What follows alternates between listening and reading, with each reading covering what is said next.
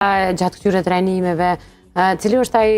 feedbacku, ajo gjendja edhe psikologjike dhe emocionale të cilën e ke marrë prej atyre që kanë marrë pjesë në trajnime, që kanë thonë, që kanë përjetu, sa e kanë djetë nevojshme që e kanë praktiku si proces?